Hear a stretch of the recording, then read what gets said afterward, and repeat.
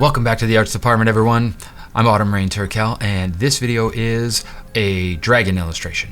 It's not necessarily Dungeons & Dragons, but this is once again the process that I used during Dungeons & Dragons 5e illustrations that I did a number of years ago. The video itself is put together from my stream on Twitch TV.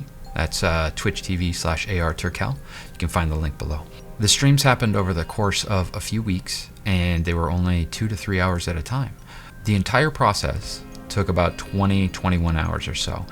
I sped it up 8,000%, so it's only 15 minutes. I hope you enjoy it. Here we go. So the first thing that I did was a rough sketch. I really was interested in this pose of a dragon kind of coming down a cliffside, and I wanted to make something kind of intimidating and scary. And the more that I worked on it, the more feedback I got from the community in chat. We kind of developed an entire story surrounding this dragon and these little guys on the cliffside that worship the dragon.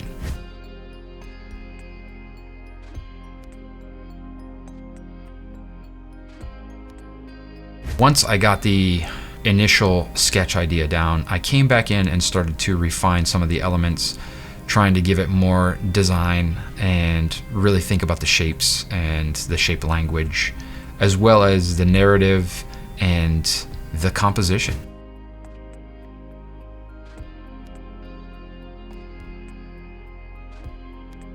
Once all of those pieces were in place, I came back and started to move things around a little bit, kind of shuffle it, make sure that there was no pinch points in the composition, make sure that everything was where I wanted it to be.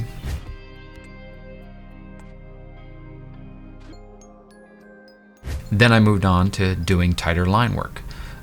This was going to be the lines that would define all of the shapes so that I could fill in all of the tone.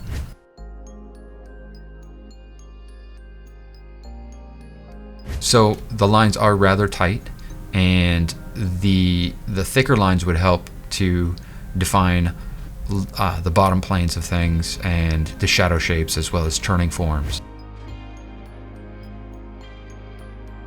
And then I really got into the design of the altar to this dragon god, as the case may be.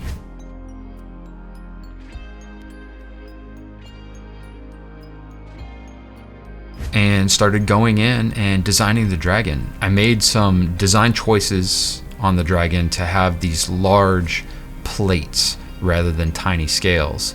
But here and there you'll see that there are tiny scales scattered throughout, like on the elbows and some on the hands, and that's just because those places needed to be a little more fluid, right? So I was thinking of the scales like armor.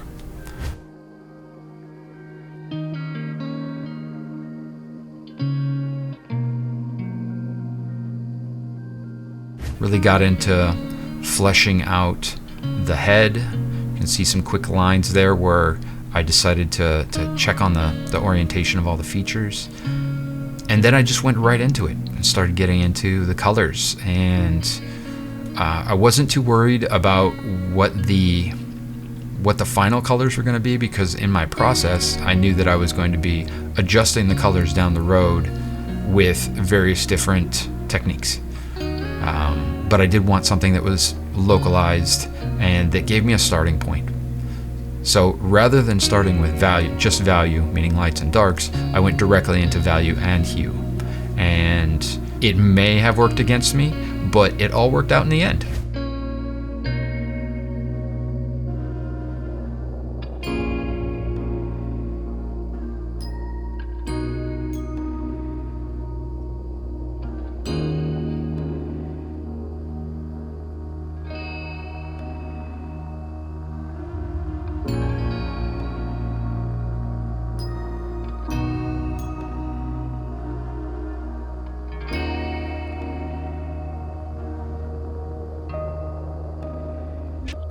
You can see them really working the foreground and background values along with the hue to try and push the background back and pull the foreground forward so that there's a delineation between the two. And here I'm just selecting the dragon shape so that I could fill it all in. I dropped in a gradient map over everything so that I could see what it would look like with a unified color palette.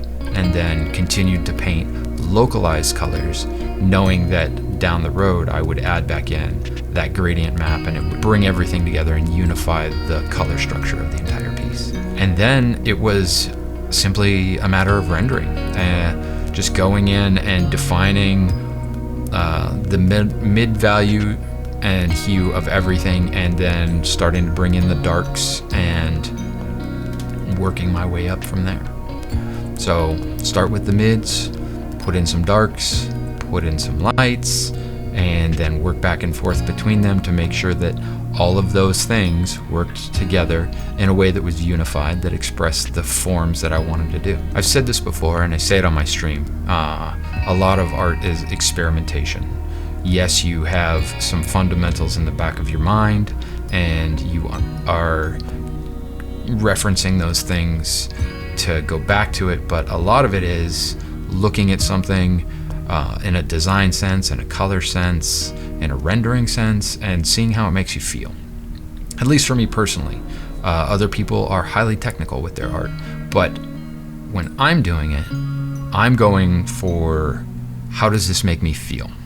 How does this resonate with me as I'm painting it and as I'm observing it? So you'll see me zoom out occasionally and look at the entire piece.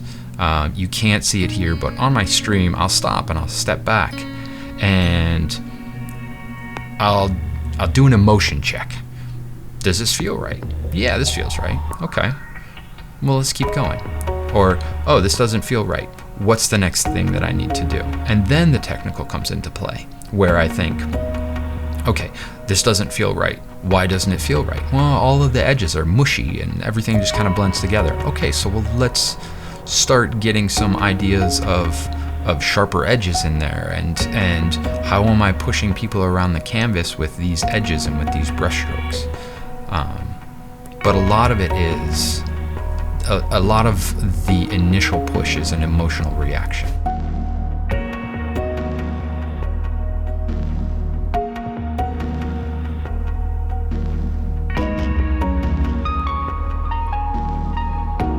So working on some of those story elements, see, I'm fleshing out these little guys on the cliff face, which are kobolds. They are a D&D creature. Just building the world around them first, and then I'll come back in and detail them out a little bit later on.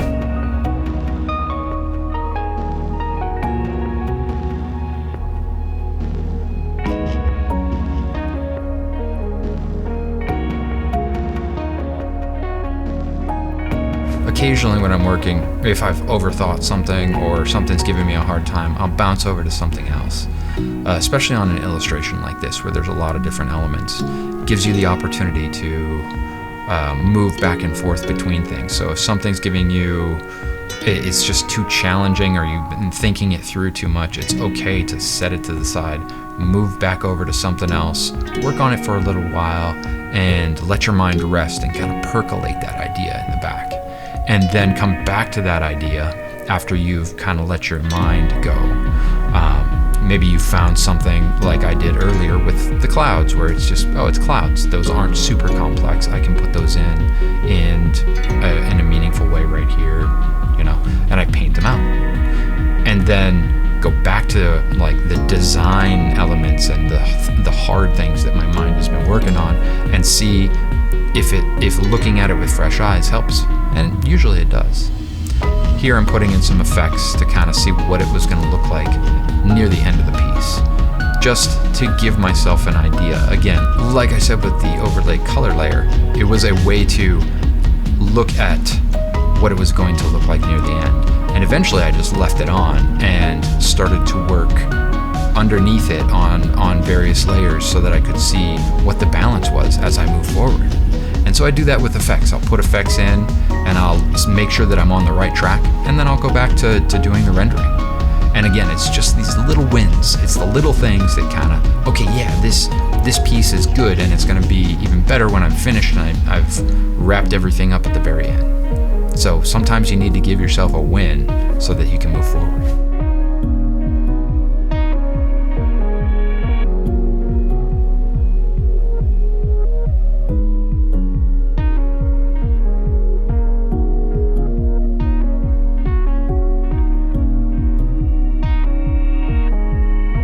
getting all those edges in on that back wing and trying to pull the character off of the background a little bit more, even though it's silhouetted, because I know that when I get towards the end, it's going to be a lot darker back there.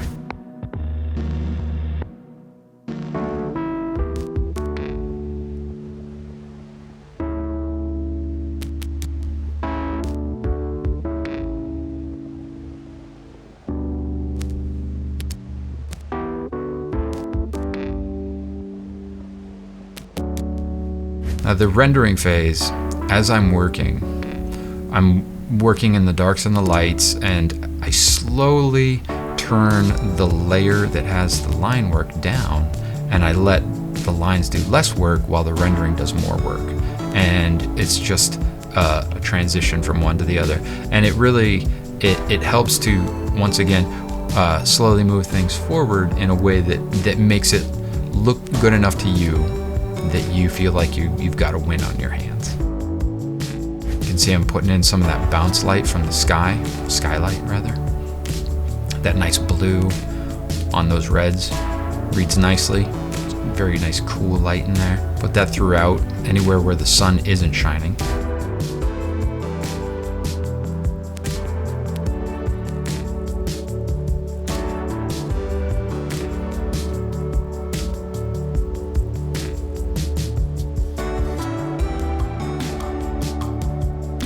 Adding in some more details and kind of pushing that wing back a little bit, really fleshing out the design and making sure that everything lines up the way I want it to. The horns and all that stuff.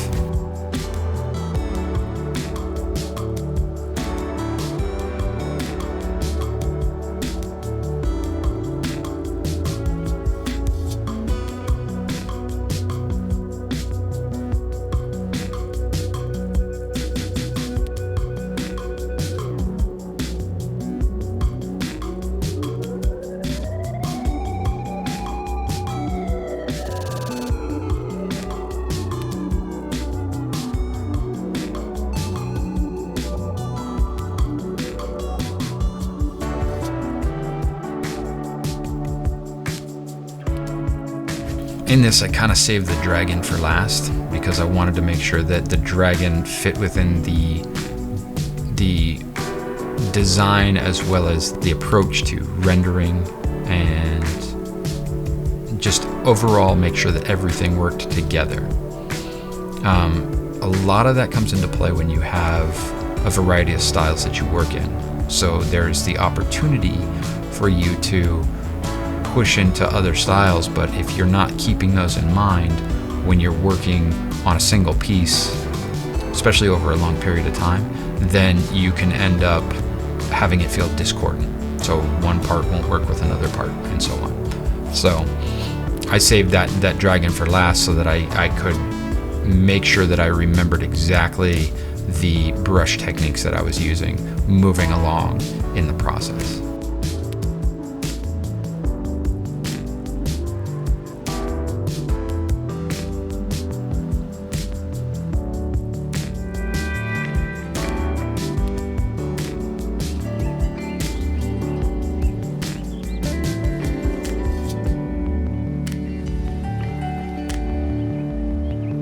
There's just little things here and there with the dragon where I'm trying to make it more and more believable, or at least believable within the whimsical nature of what I have down on the page. So it's certainly not realism. It's rendered, but it's not real. So there's a certain amount of whimsy, cartooning to it, and I'm just making sure that everything fits within that. You can see I'm coming in, getting some effects going, and looking at the lights and the saturation and playing with those things to try and get them all to balance out, because I'm near the end now, wanting to really make it all work together. Then once I got it to a point where I thought it was finished, I got it in front of other people, and they mentioned some things about composition and about variance and everything, because regardless of how good of an artist you are, it's always good to get second opinions on things. So I went in and tried to vary up the shapes. I pulled attention away from that eclipse in the background by moving it and making it larger, so it takes up more space, but it doesn't draw your eye in as well.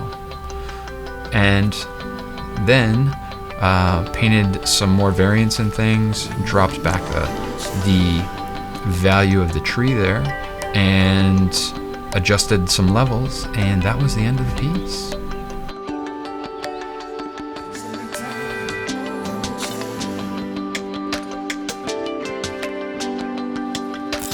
Alright, that's it. That's the entire painting. 22 hours compressed down into 15 minutes. Hope you found some value in that. If you did, smash that like button, hit the subscribe button, and get notified next time we post up another one. If you have any questions or comments, anything like that, you can leave them down below. I do read every one of them, and I'd love to hear from you. While you're down there, check out the links. There's all sorts of stuff. There's all the socials, Twitter, Instagram, ArtStation, everything you need to connect with us. There's also the Discord, and you can connect there and join the discussion, become part of the community. If you'd like to see us live and see what this stuff looks like at a normal speed, you can check us out on Twitch Monday, Wednesday, and Friday at 7 p.m. Pacific Standard Time, 1900 hours. That's all from the Arts Department. Keep drawing, and we'll see you next time.